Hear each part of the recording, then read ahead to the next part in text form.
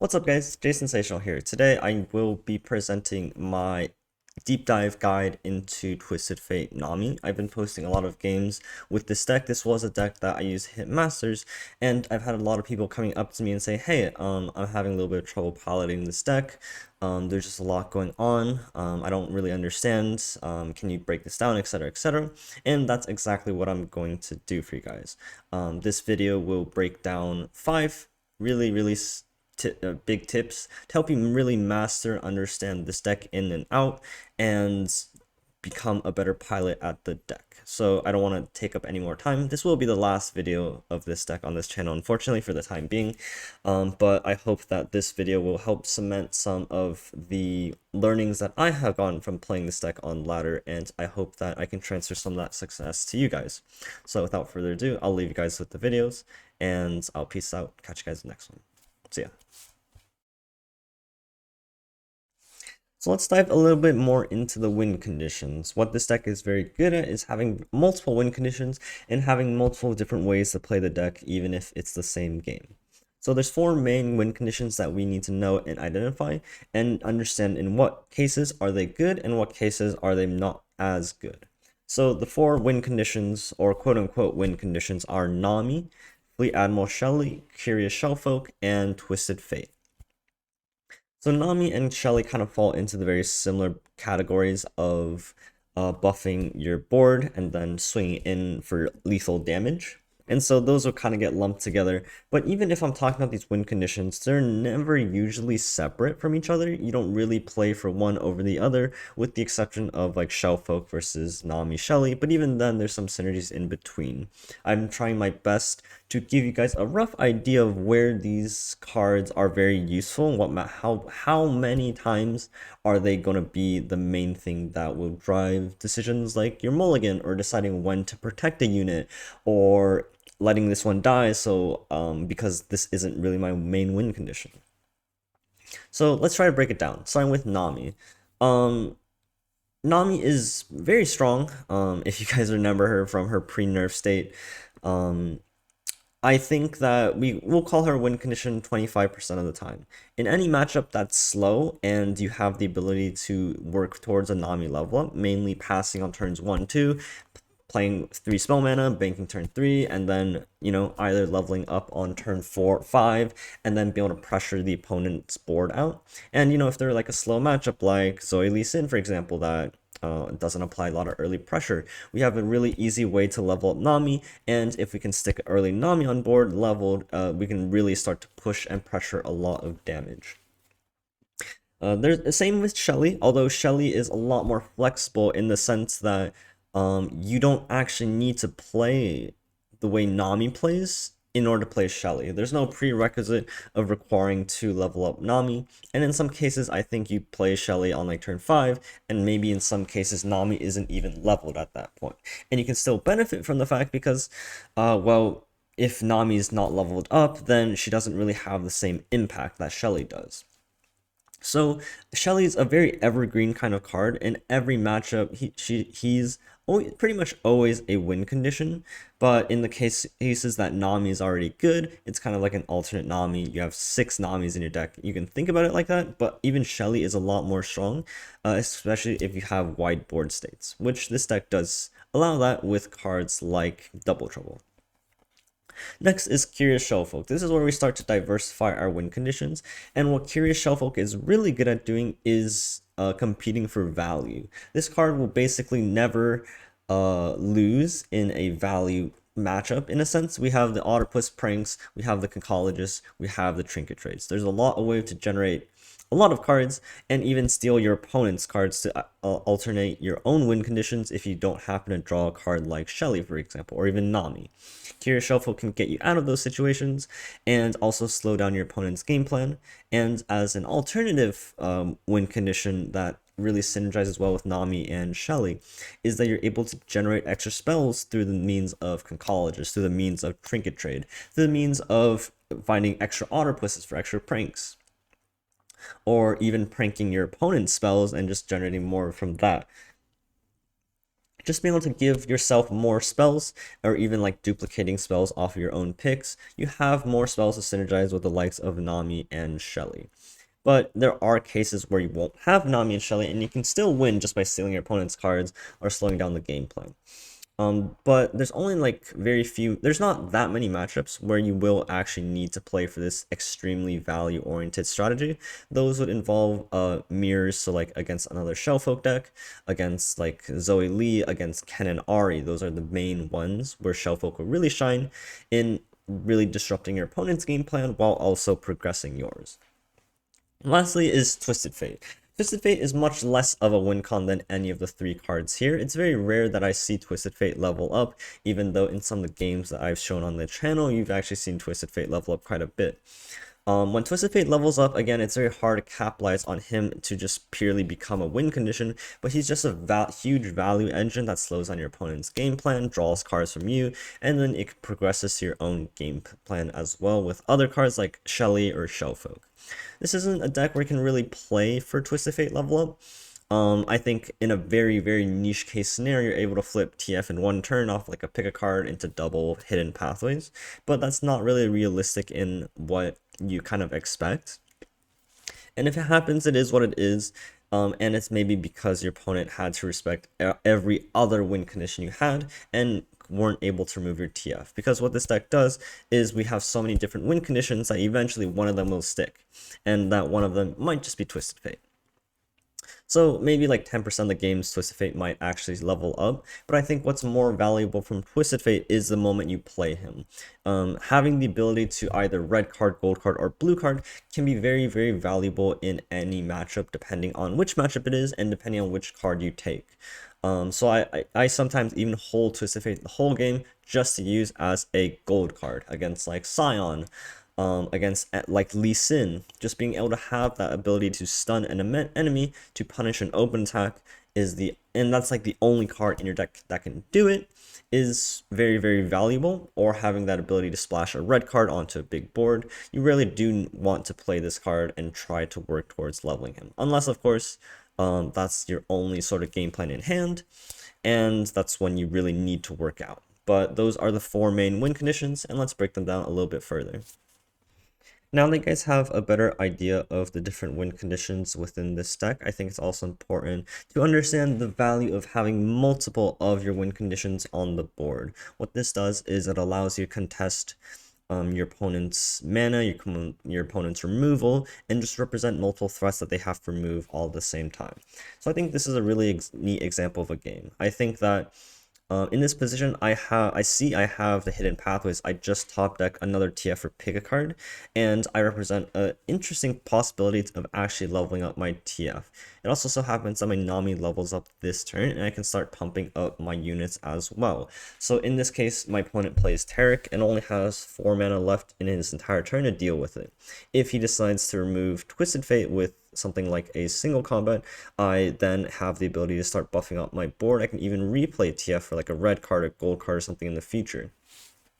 But what actually happens here is that, I get a cash in the hidden pathways, and now I'm representing 2 threats on board, right? TF is now 3 out of 9 with the potential to draw 3 more by next turn and just start threatening a whole lot of nonsense going on. The same with Nami. Nami is just one of those targets that you really need to remove on board. And if you don't remove it, especially when you're playing this sort of mid-range Demacia deck, I can just outscale your units faster than you can actually buff them. And my opponent has to be thinking that Nami is really scary for him right now. And this is exactly what you want to be doing. And you even notice I draw Shellfolk later on, and I can start presenting another threat that my opponent has to deal with. So because he actually uses the single combat onto my Nami here, I actually get to play for a TF level up here. And so I decided to use the pick a card, and I'm basically 1 hidden pathways off of flipping my TF. I don't know if you'll see the rest of this game. I don't think you will, but just know that my TF ended up leveling this game, and just it was able to generate a little bit additional value just to get there and help me finish off the game. This game's another great example of how having multiple win conditions just helps you outvalue and outthreaten your opponent. You can see that I have a Shelly in hand, I have a Shellfolk in hand, and I have a Twisted Fate. All of them are pretty demanding of answers, and my opponent's deck, being a Target Shellfolk deck, has very limited answers besides the one he can generate off of like Solari Priestess, Equinoxes, and etc.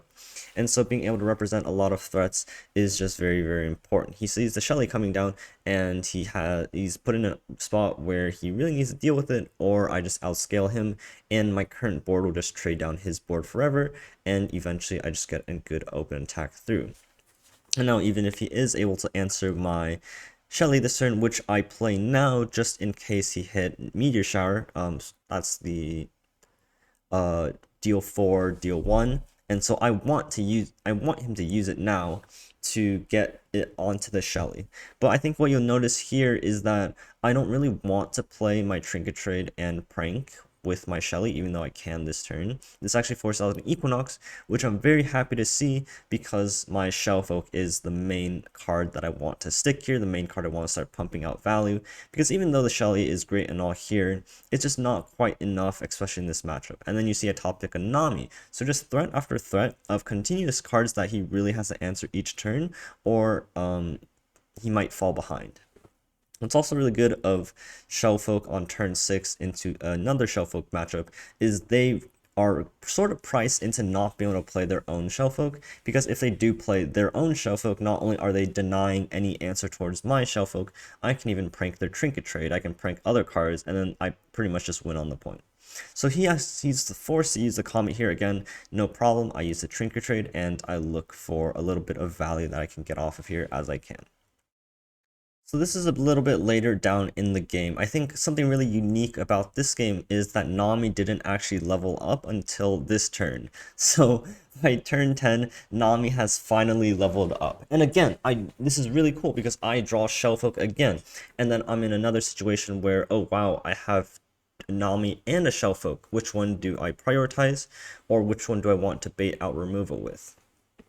Because my hand is only one prank, this Shellfolk actually doesn't get much value. And so I actually play out the Shellfolk first.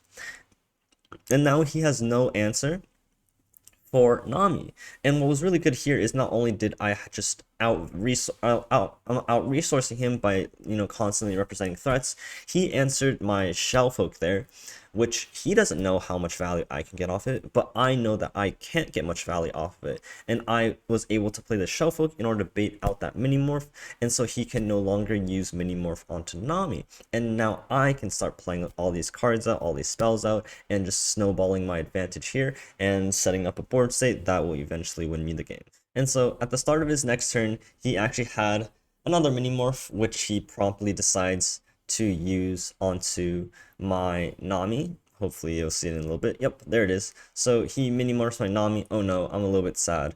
But now my TF, he's used so many answers. My TF is 3 out of 9. I have 2 Pokesticks. I'm just like slowly getting there with the TF.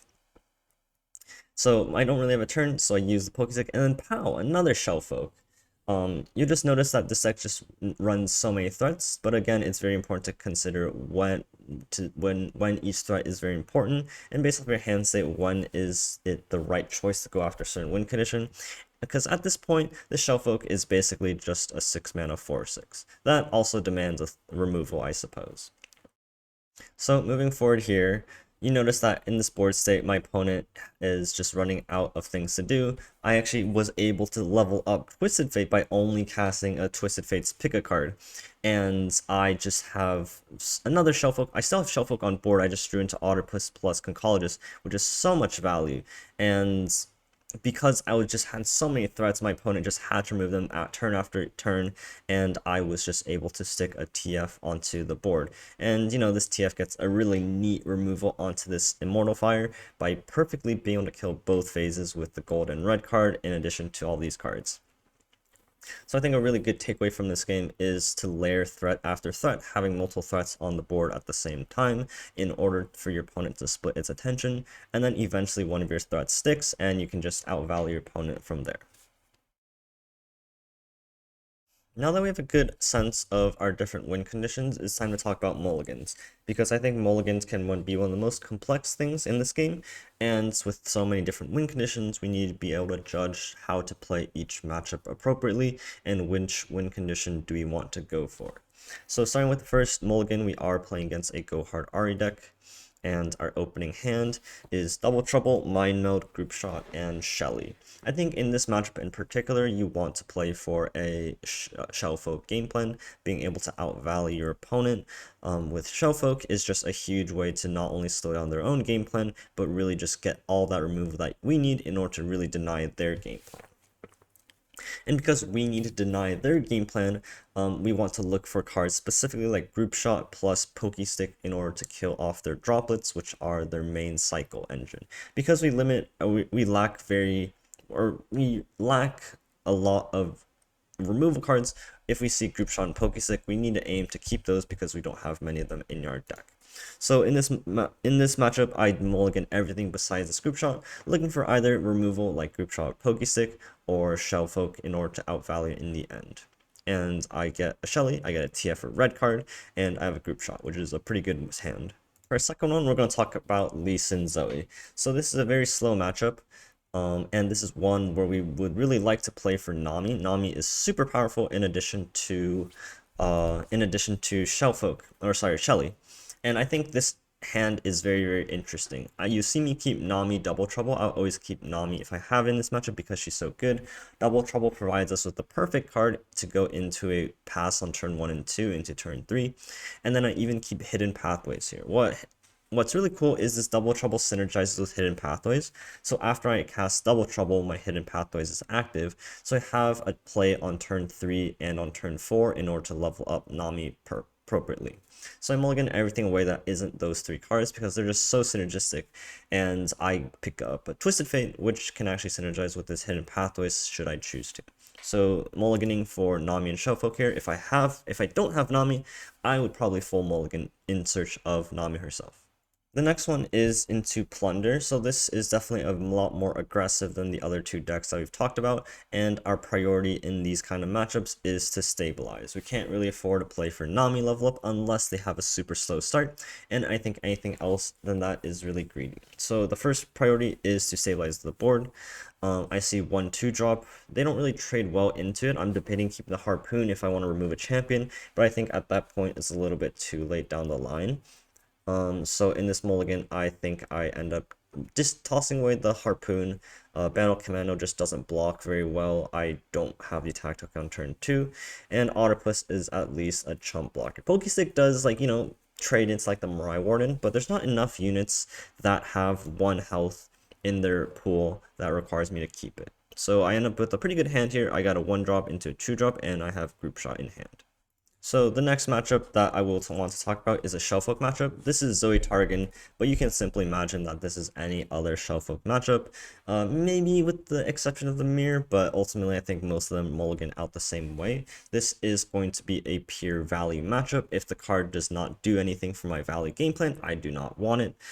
So in here, I'm looking specifically for Shellfolk, and potentially Minimorph to answer their own Shellfolk. In these matchups, you could also play very slow for NAMI level ups, so anything that does help to that, I will probably keep.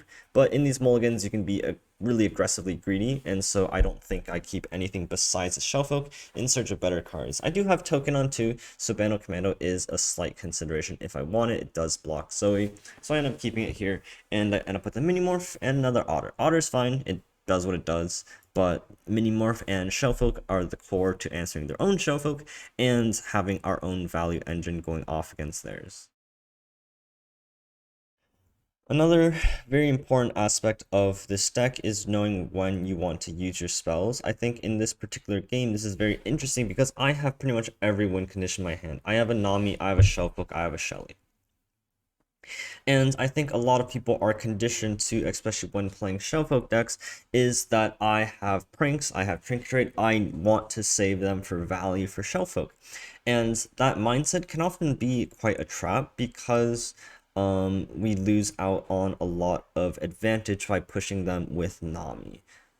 In certain matchups, even though we could play for Shellfolk win condition just like by outvaluing our opponent here, that doesn't really matter in this specific moment where I can just completely pressure my opponent. So I'm actually going to use my pranks here to help buff up my board. And not only that, I did prank the flock, so Nami would survive here, but this allows me to go off with with Nami, allowing me to go wide, allowing me to play the Burblefish, and just generating a lot of value and pressure from my side.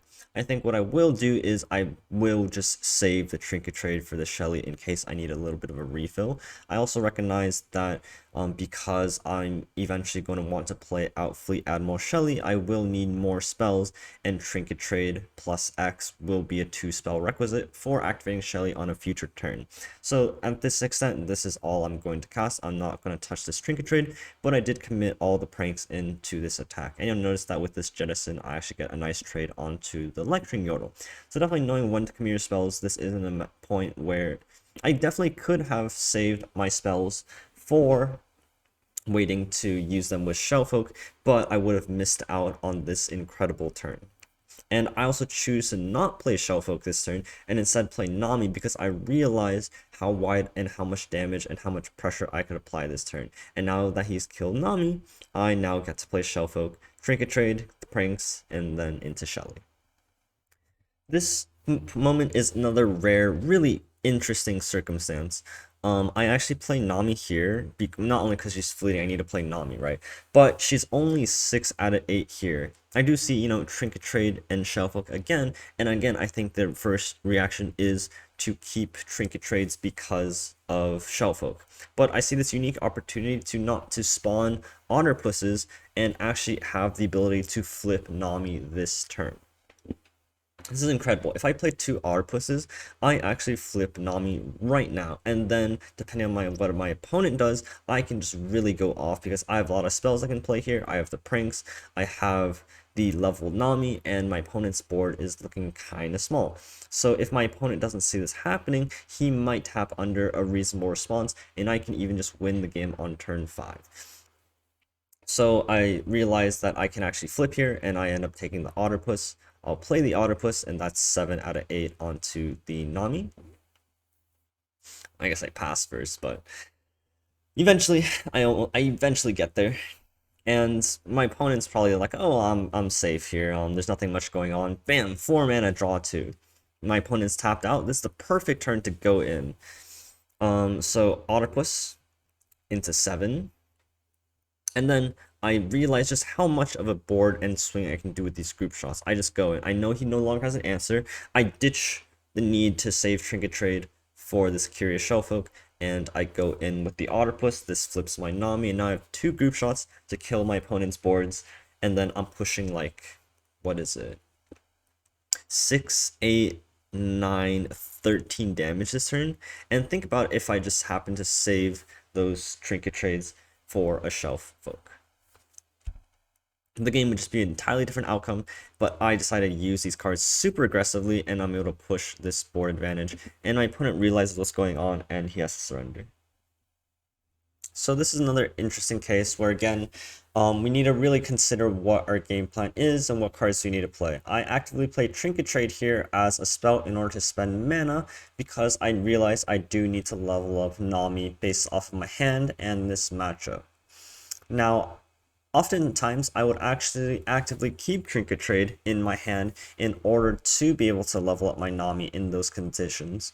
I think it's actually very, very good to proactively use Trinket Trade in order to find yourself a conditional spell that could either play on that turn in order to use 3 mana for Nami, or it just gets you a very conditional opportunity to activate your hidden pathways, which I'm also able to do here. But again, I use the Trinket Trade here to spend mana in order to allow myself to gain an additional proc for my Nami level up. So it's very important to realize, yes, I need to save spells for later, but yes, I need to play towards my Nami level up condition and spend my spells accordingly so that I can level Nami as fast as I can.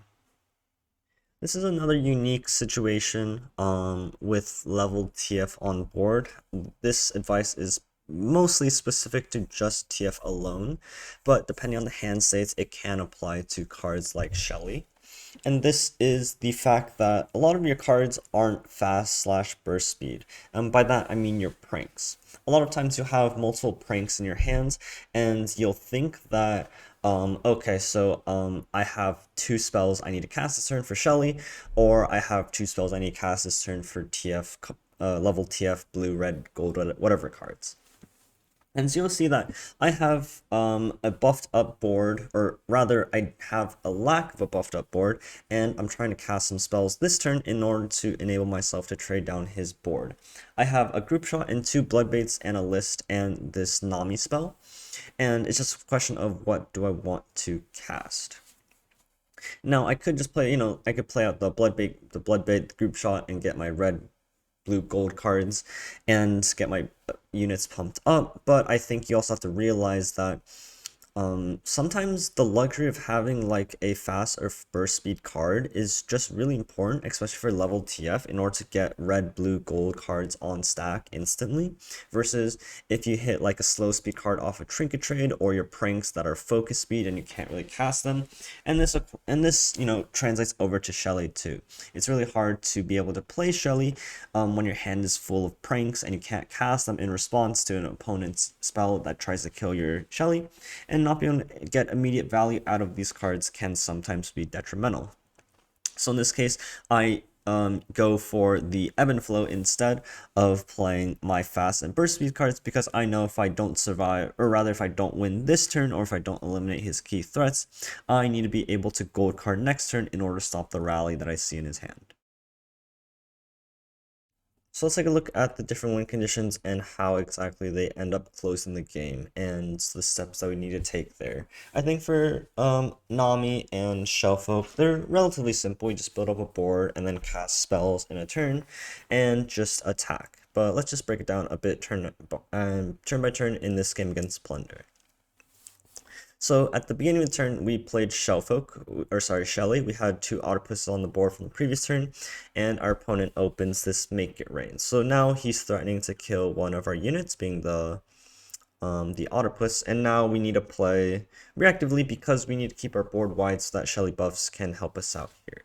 And another very good thing about Shelly is that Shelly protects us from these board sweepers, so anything that deals one, like a whale, Make It Rain, things like that, we can just pull all of our units out of that range and just buff up board wide. So we start with the Trinket Trade here to hit Purple Berry Shake, and this lets us buff up our board entirely.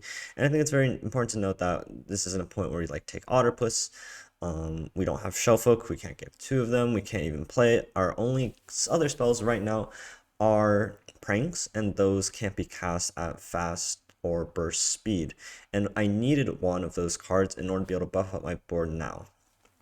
So again, I think from this turn on, I could play prank into and get the Shellfolk, or sorry, the Burblefish out, but that would leave me in a position where I only cast one spell and I can't cast a second spell this turn. And for those of you who don't know, if you only cast one spell with Shelly, it doesn't really carry over to the next turn, and so it'd be wasted essentially. And because I have another Shelly, I do want to make sure that I'm able to cast an even amount of spells each turn going forward, and so I save up the mana. I forgot to attack there because that was a brain fart, so please disregard that. And now here's another interesting moment where we do draw Shellfolk. But I think to anybody watching and looking at it, it's very important to again understand which win condition we're going for. Our Plunder player here open attack on turn 6 after missing Allegiance. And so I think there's a very good read. He doesn't have any champions, and so we want to start to take advantage of that situation and begin to race him down. And this is where Shelly really comes in handy. He's shown signs in struggling to remove the first Shelly, and I think without his ability to remove the second Shelly, he's going to be put into a rough spot. And worst case scenario, if it does come to that, we can still play Shellfolk on our next turn. And now I'm just taking the opportunity to again cast an even amount of spells per turn. I'm going to use these two pranks while I can, and just begin to board buff my entire board. And then as we're going to the next turn, I look for an opportunity to play cards at burst and see if I can just get there. But my top decks from the sorry, the from the draw two card, I forgot the card is. We're just really good. I hit another burble and I hit another spell. And so in this turn I can still play four more or three more spells to get four spells total this turn, which means that each Shelly actually buffs my entire board by two. Because I had the read that he didn't have Sejuani, I think that there was no fear of developing. And when you have Shelly, you can take these advantages to just really board buff your board. And even if these weren't elusives, I could just begin trading down with his board if I had enough buffs, right? And so I just go out here, cast all my cards, and just put myself in a position where my board is just really, really beefy, and I can be threatening to push a lot of damage. So this Pokestick is the second spell this turn, and then I opt into the Otterpuss, into the Prank, into the Bloodbait for the other two spells. And you'll notice how these two Shellys, my apologies again, are just stacking up our board, and this attack is actually lethal. So taking advantage of the ability for our opponent to not be able to remove our Shellys, playing the right amount of spells each turn, not overcommitting, not casting one extra spell, not casting one less, and just setting up board position where we have perfect lethal, striking our opponent for 18 damage.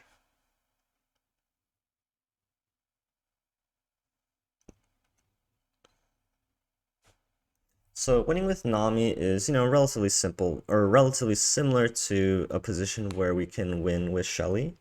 The benefit of NAMI is that she can come down at least a turn earlier than Shelly, and she can also just go taller much quicker because each spell that we cast is a +2/+1 to the weakest unit. Whereas, depending on how wide our board state is, Shelly might be less than that because it takes two spells to buff the board up +1/+1. And you'll see here that the first three turns we played pass into Double Trouble, and then this turn we played Spell, and we actually have two attune cards, one being the Otterpuss and one being the NAMI, allowing us to level up NAMI on turn 4. And this is actually a matchup where being able to level up NAMI on turn 4 is actually very impactful. If I didn't top back that Otterpuss, I was going to go into the Trinket trade, into the Otterpuss, and just start setting up a board buff. And from this position, my opponent's board is quite susceptible to an attack. He doesn't really want to be blocking with his Eye of the Dragons. He doesn't really have mana to respond. And I'm just able to freely cast spells, buff up my board, kill a Zoe, and just threaten a pretty wide attack. And so being able to have NAMI, even in the early to mid game, being to pressure opponent by a large amount, is just super, super impactful. And you'll see here, this turn 4, and I got to swing for 9 damage, and he just really can't do anything about it. This just sets up the precedent for the entire game, where I just have this building up board state. He's applying a lot of pressure, or he's being forced into a lot of pressure, and he has to spend his spells very proactively in order to defend and get out Dragonlings. Now this is a game where we have the NAMI on board, but this is a much later state. This is turn 7 going to turn 8, and our opponent has a Battle Tree on board. So we're in a position where we really need to be ending the game really quickly. And this is where things get a little bit more interesting. Because NAMI is buffs the weakest unit, we are actually in a weird situation where we don't really want to be buffing up any units that aren't elusives. And so you even see me here overriding units with Conchologist, ensuring that my buffs can at least try to go onto elusives. So I actually actively want him to attack here so I can trade down my units so that I can buff up my elusives. I shouldn't even have Poison Darted here. I should have just passed.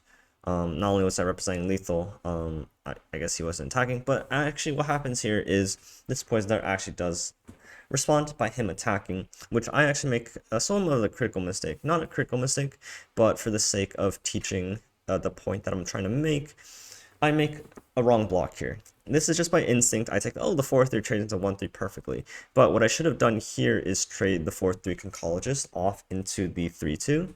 And this would mean that I have only elusive units on board. So whereas Shelly buffs indiscriminately, NAMI really want to land your targets onto the elusive units, unless this is a matchup where I'm able to trade down my units at a speed which actually matters. So if I was playing into any other deck, I wouldn't really mind it buffing the Conchologist, just because, you know, after 2 attacks, this Conchologist is going to trade down the opponent's board, but because they can just go wide really easily and replace their units, I don't really want that to happen. And finally, I want to talk a little bit about just Shellfolk and itself, because I know Shellfolk isn't really a win condition of itself. It is a good value tool, it is a good disruption tool, but knowing how to close a game with Shellfolk takes a bit of practice and a bit of, I guess, creativity and seeing where your lines are at. So this is a pretty unique position where I do have a NAMI on board, but because my opponent has 2 Eye of the Dragons on board, my attacks don't particularly do that much. I can at least trade down the board, but going into the Eye of the Dragons, going into some, he has a 3rd Eye of the Dragon on board as well, or in hand as well, and so these Dragonlings just chump down the board, and I'm not really pushing a lot of damage. So this is where Shellfolk gives you that extra bit of value, gives you that extra bit of alternate win condition, because now I lose this elusive, I can't save it, and I'm just not really doing all that much. And so now I turn to Shellfolk. Because I have this trinket trade, I pretty much just go all in onto here.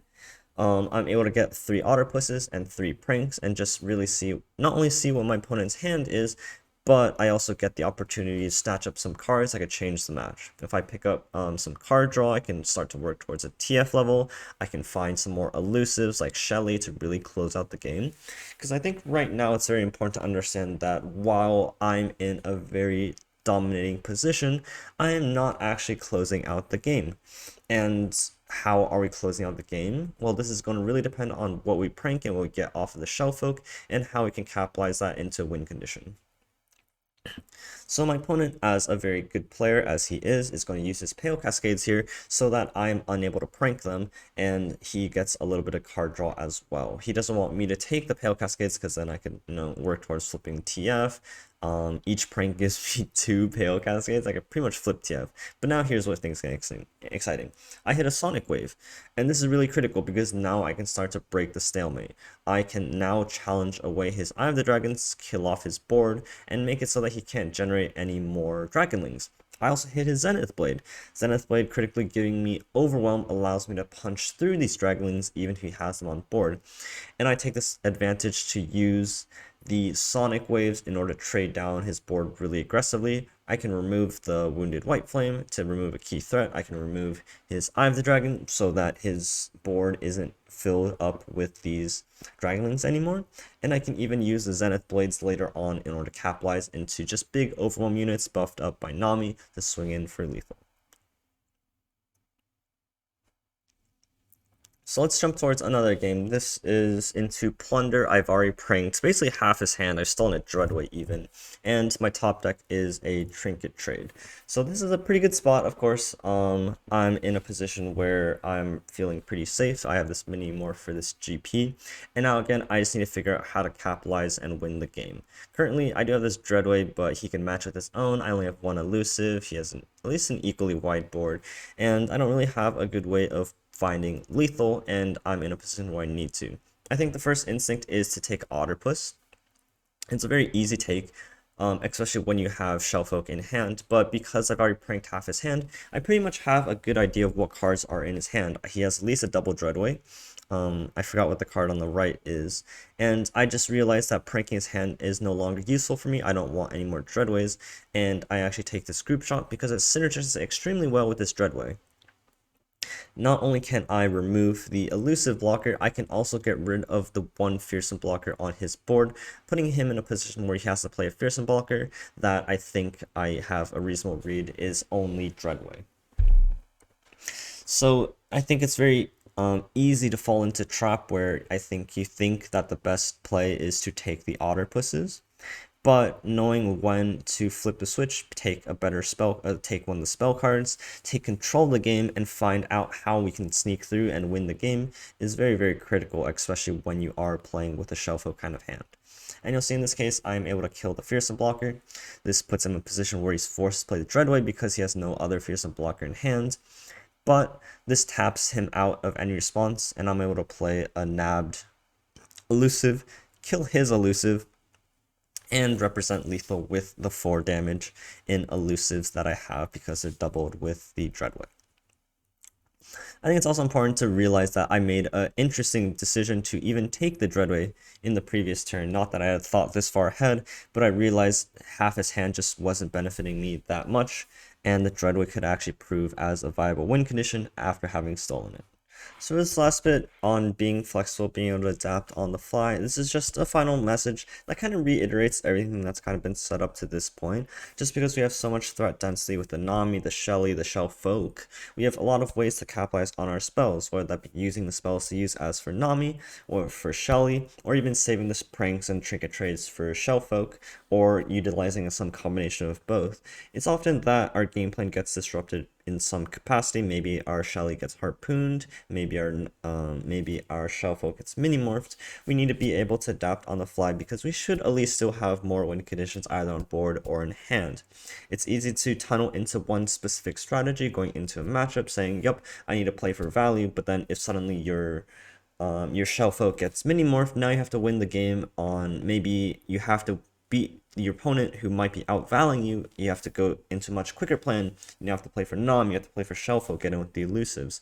So it's very important to know the matchup, know how to win, and even if the way that you want to win is different or it has been changed or it's no longer possible, we need to know how to win the game with our other win conditions and try to capitalize on that. So I will end off the video here. I think I went through a lot of information.